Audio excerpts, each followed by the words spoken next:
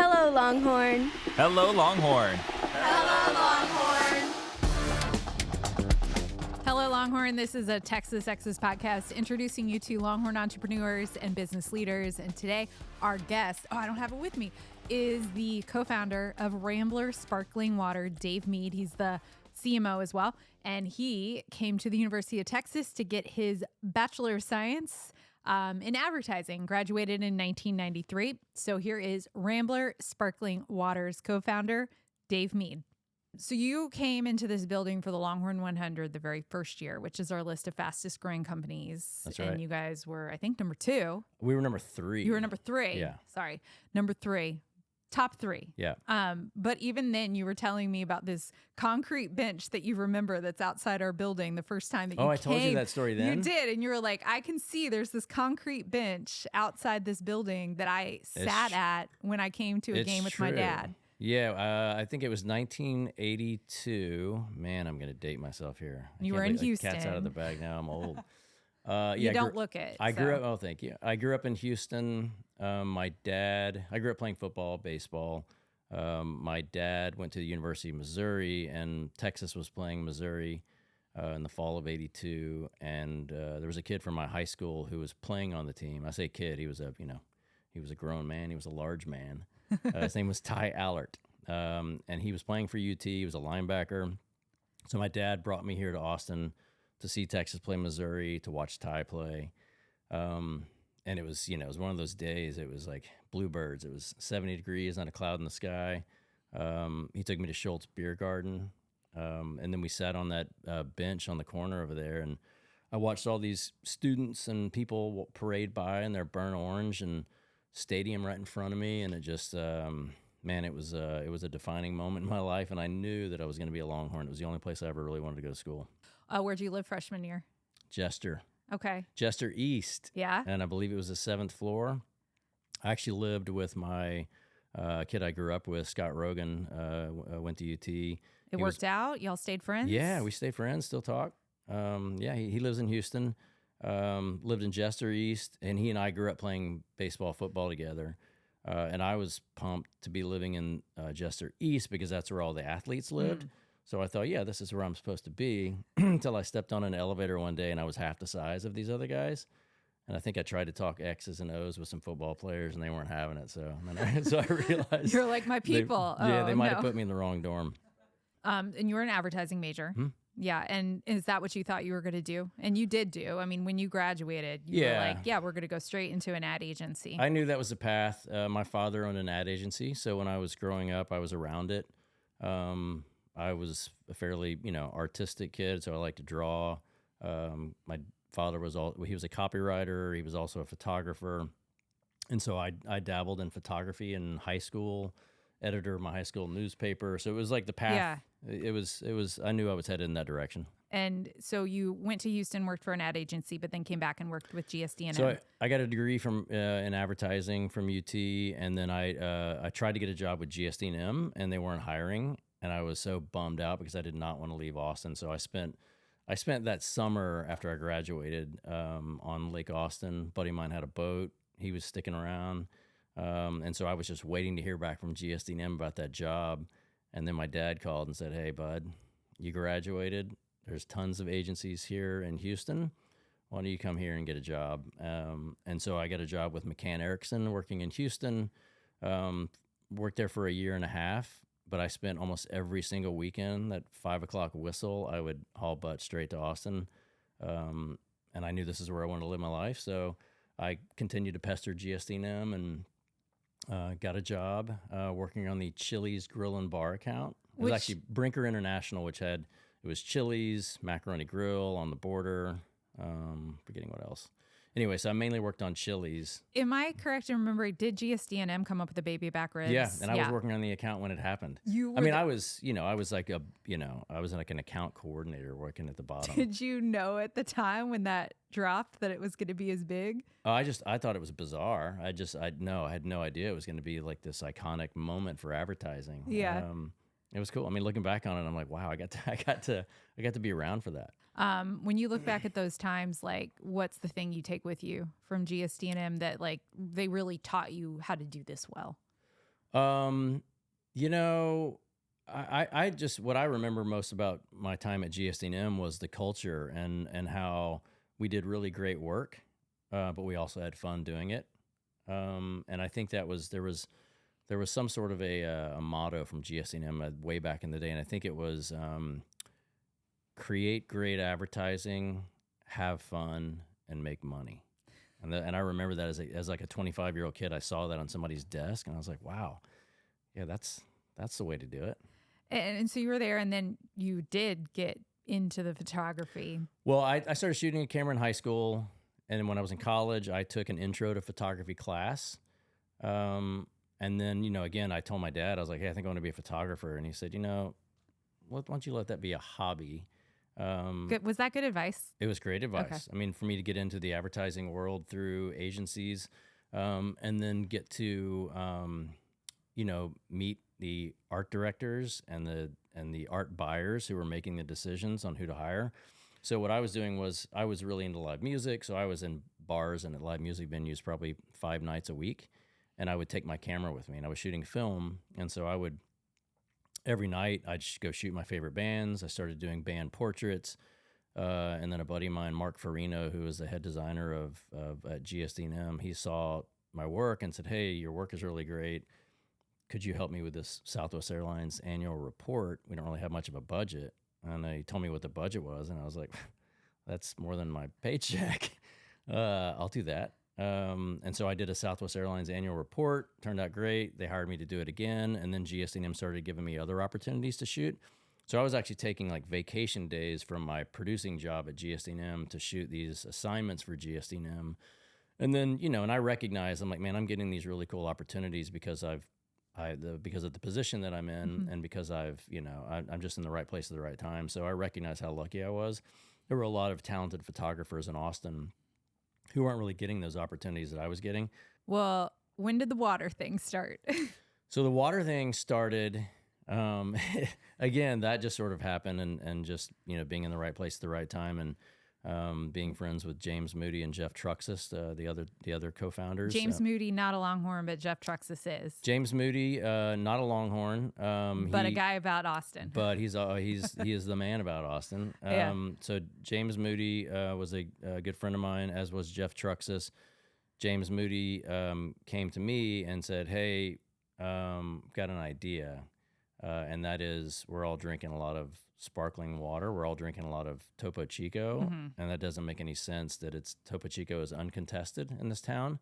Well, let's go back to that first. Are y'all like the type of friends that are always sharing ideas? Hey, we should start this. Because originally you want to do like a restaurant bar. Hey, were there ideas flowing all the time? And this is the one that just kind of stuck? Yeah. So, well, yeah. And in backing up, the sparkling mineral water was not our first idea.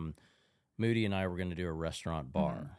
So I've told you this before? No, I just did research. Oh, right on. Because I sometimes forget. I forget that that the sparkling water actually came about from our initial idea to do a bar restaurant, a nautical themed bar restaurant. We were going to do like a bar that had a light menu of seafood, and then we just as we started looking at locations and started looking at property, Moody had the idea of doing a sparkling water that was based in Austin, that was from Austin, so that it was sustainably sourced.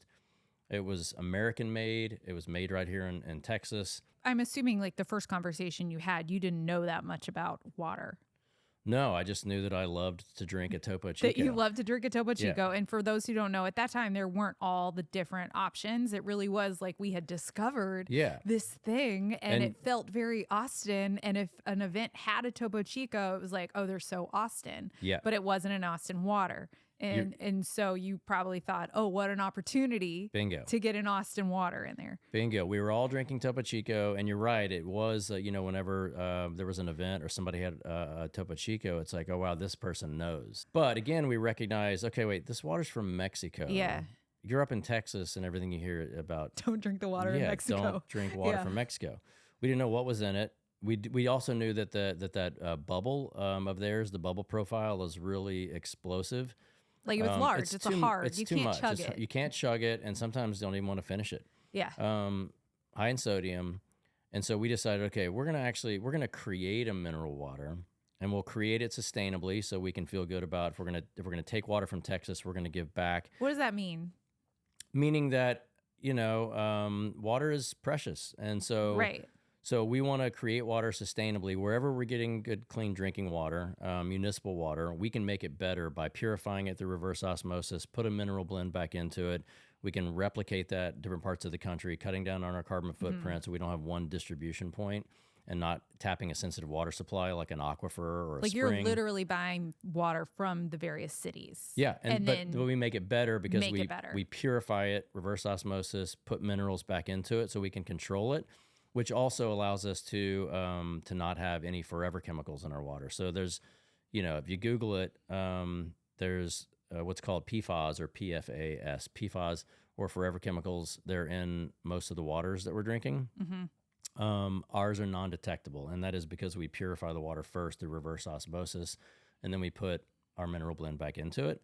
So not only are you getting the minerals that you need, but you're also not getting the sodium because you get plenty of sodium throughout in your diet, and you're not getting those forever chemicals that your body can't break down. So I mean, it's definitely a topic right now about all the minerals and how we are lacking minerals in our everyday diet and how important minerals are. And then the question about sodium and probably something people don't think about when they are grabbing sparkling water, whether it has minerals or not. And so it's cool that y'all do. I think consumers are recognizing now Absolutely. that it's important to get minerals. And I think it's finally, I think people recognize, I think forever people have recognized that we taste better.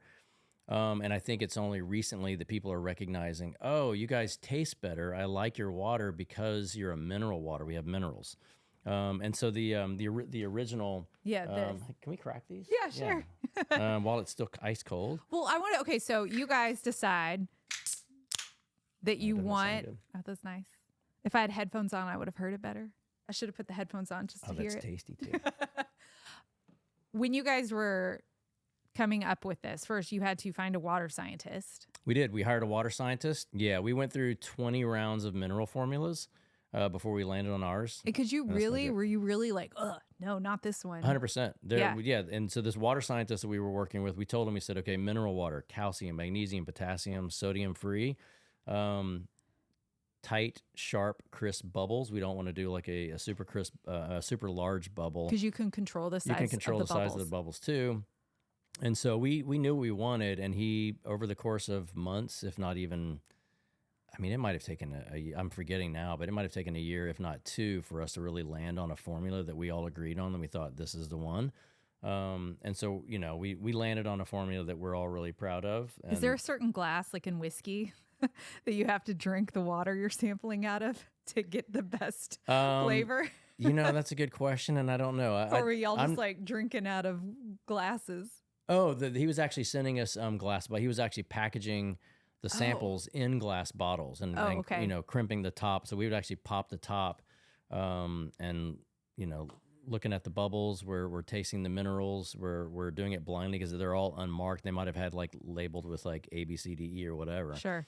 But we went through 20 rounds of formulas before we landed on the one, and that was really our initial. Our concept was an original formula. This package right here to compete with Topo Chico. Never really had any plans to get into the flavored water business. We just wanted to give Texans an alternative to Topo Chico. Yeah, and did you think it was going to be easy? No, it was daunting. It's like I was a photographer. Moody was a bar owner, live music venue owner, and a marketing guy. So he and I both have, marketing, advertising experience and background. Jeff was a lobbyist, a really, really smart guy who understands numbers, and so he understands finance and operations, and so the three of us put our heads together, and it took probably three from concept to deciding we wanted to do it to actually getting on a shelf at HEB. I think it was 4 years. Wow. It took a minute. Rambler always was the name? Well, it was hands down the winner. I mean, we had a naming process. We probably had 80 names on a list and just started whittling them down. Went through a naming process and knew that we wanted to create a package that, was kind of a nod to vintage beer packaging. So Rambler really, from day one, We knew it was going to work well in on-premise, which is, bars and restaurants. We created something that we like to say is the sparkling mineral water that drinks like a beer. Right, because originally you really just wanted to focus on restaurants, Mm-hmm. right? So that somebody who wanted a non-alcoholic option or just wanted a sparkling water was going to feel cool.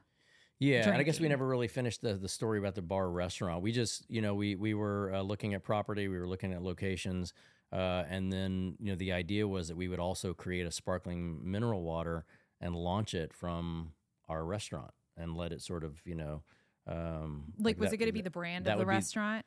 Not necessarily, but Okay. that was just going to be the jumping off point. And then as we got into both, we decided, you know what? I don't need a bar or restaurant. I don't know if I want to be in the restaurant business. Let's go all in on this water. I don't remember a point in which we decided, okay, we are also going to get in the flavor game. I think it was COVID that we decided, okay, look, we have to go after retail harder because we were in bars and restaurants, and then COVID, shut down bars and restaurants. That was 50% of our revenue. Going back to the bars and restaurants, because you guys already had a bunch of friends in Austin and one of your partners already had places in Austin, do you think that was did that help you That helped. get it in the hands of Aaron Franklin and get yeah. it in the hands of different restaurants? Aaron Franklin was the first restaurant owner to say, I want that. And we were in Franklin Barbecue, and then our good friend Michael Fotiger pulled us into Olame. And I don't know if you know Olame, but it's one of Austin's greatest restaurants. White tablecloths. It's a high end restaurant. I mean, it's refined. And he wanted Rambler, and I couldn't believe that he was going to put Rambler on those tables. What was he serving before? I guess Topo or nothing? Probably Topo or San Pellegrino or Sure. Perrier or Mountain Valley, one of our competitors. Michael's a wonderful guy, and I think he wanted to support, but the fact that he liked Rambler and didn't care that it was an aluminum can, and so when he told me he was bringing it in, I remember going to Olame for dinner one night, and I couldn't believe that I was looking on the menu, and it actually had us listed on the menu. And then when I ordered one, they brought it out on a silver tray, and I remember just thinking, "This is Like, so wild. This fancy." actually, this actually might work." We can talk about water wars, and we can talk about how hard it is to crack into the water business. And I'll just say, I've met you over the past couple years, and every time it's you out hustling. It's you at, I think Costco, handing out waters. It's you in your Rambler van in the dead of summer, 100 degrees, standing in a Whole Foods parking lot. Yeah. It never ceases to amaze me. I think the first time I actually called you, you were driving to Bentonville, Arkansas, because you were I remember actually that, yeah. driving your Rambler vehicle there. It's the only way I know to do it. I mean, I love to roll up you're my sleeves. all in. I'm all in. And James Moody will tell you I'm all in. And Jeff Trucks will tell you I'm all in. I mean, I wear a Rambler hat every single day. I talk about Rambler, and I talk about minerals, and I talk about why we taste better and how we give back all day, every day. And it's just, it's become my life. But I actually enjoy being in market. We have a camper that I've had it all over the country. And since day one, anytime there's a sponsorship opportunity, never wanted to stand under a tent behind a table and hand out water. We bought a small little towable camper in 2019, I think the year after we got to market. And that's how we activate. And so, anytime we sponsor a live, a music festival or a food festival, or there's an opportunity to activate, I hitch the camper to my truck and I tow it myself and I hang out. And I usually have, somebody helping me, but I have never really wanted to give that up or step aside. Excuse me. I just think it's important for anybody who isn't familiar with our brand, or even those who are familiar with their brand, when they come up to the camper and I'm able to hand them an ice cold Rambler. Yeah. If people recognize me as being a co-founder, or if they ask what I do for Rambler and I tell them I'm a co-founder, usually people are kind of floored and a little confused as to why I would be sitting in that camper when it's 105 degrees, icing down product. And it's because I love this business and I love our product and I like talking to consumers and I like telling our story. and I think it's more meaningful for people who want to know about the brand and want to hear about why we taste better and our minerals, and they want to hear about giving back to Texas Parks and Wildlife Foundation and American Rivers, and if they want to hear a story, I'm happy to tell it. Yeah. Well, and then speaking of water wars, I mean, there are a lot of options out there, and it's just a funny way to put it. But like I asked, did you think it was going to be easy? Because I've heard people say, oh yeah, we're going to start a beverage. Oh, we're going to start a beer. Oh, we're going to start a canned cocktail. And it's a hard space. And then you look at, is there even space for anybody to still innovate it? And how, I guess, advice to somebody who's like, yeah, I want to start a water. It's funny. Water wars, it's real. When we got to market at the same time as Waterloo, Big Swig, Richards had been in market for a minute, but they were doing something different. And we were all competing against Topo Chico, every one of us. And we all got to market at the same time in which Topo Chico sold to Coca-Cola. So anybody who was loyal to Topo Chico, who cared about a story and cared about like where's my water from and whose money am I, where's this money going, whose pocket is it going into? With the minute they sold to Coca-Cola, it was on, because it was there were water wars, and I think there were people. I know there were some bars in town that were having like a death to Topo Chico parties, and really, there was a bar on 6th Street, the Grackle, that stopped serving Topo Chico and pulled in Rambler, and they took all their Topo Chico outside, and they and people came outside and they threw it against the side of the building. That's awesome. Because Topo Chico or Coca-Cola was they were raising prices, and they were also demanding that these bar owners carry a full line of Coke products. And so I think people quickly recognized that, we should be supporting local. And so you had us, you had Waterloo, you had Big Swig, you had Richards. There was a lot to choose from. And so it was pretty daunting. And there were days, I mean, I would myself personally, like I was going to bars and to restaurants, dropping off samples and talking to bar managers, and trying to get them to taste Rambler and trying to help them understand why we taste better, why we're a better offering. And so it was a lot of hard work. And so for anybody who's, I've had a lot of people reach out to me saying, hey, I'm thinking about starting, an energy drink or whatever it might be that may not be, a direct competitor to us. I'm always happy to talk about it, and I'm always happy to, try and steer somebody. But it also, anytime somebody comes to me, I'm just like, oh my God, you have so much work to do. And it's daunting. Yeah. But I also love it and don't know what else I'd rather be doing right now. As far as the flavors go, so you guys started with the grapefruit and the lemon lime. Do you guys see a huge lift when you have a new flavor? Because everybody wants to try the new flavor. Oh, for sure. Yeah. Yeah, I think I think everyone's always waiting for the next one. I mean, I get people asking me all the time, like, so what's the next flavor? What's in line? How long does it take you to develop that? Like, if you want to do a flavor, like wild cherry being the newest, when did you even start planning that? It sometimes takes a full year of planning and a lot of tasting. Oh yeah, a lot of tasting. Much like the 20 rounds of mineral formulas, we go through many rounds of figuring out our flavor formulas. But we always have like 3 or 4 that are kind of in R&D that are on the table. And some we've passed on, and some are still sort of just kind of like lingering. We don't really have another one ready to go for next year. TBD on if we'll do another one. Pretty happy with our lineup right now. Yeah. And so the original competes really well with all the mineral waters. And then those flavors compete really well against, the other flavored waters. Do you think that because everybody is now, the word sober curious has become so hot post-COVID, like you could never have, predicted that? Do you think that that's been a nice, surprise for your business? Because all of a sudden, even at bars, it's cool to have a non-alcoholic option. It is. So first, when we got to market, we weren't really talking much about Rambler being an alternative for alcohol. We were mainly talking about it being a healthier option for soda. Like there's a lot of people, I know James Moody talks to about this a lot, that he was drinking a lot of Diet Coke. He was hooked on Diet Coke. And this became his replacement. And so for a lot of, when we got to market in 2018, that's what we talked about was alternative to soda. Sure. But things have changed. There's been a shift. And so now there's a lot of people who are sober curious. And now we are the sparkling water that drinks like a beer. And that might sound corny, but it's true and it's real. And Forbes did an article a few months ago where they listed a handful of drinks that were thriving and on premise in bars and in restaurants.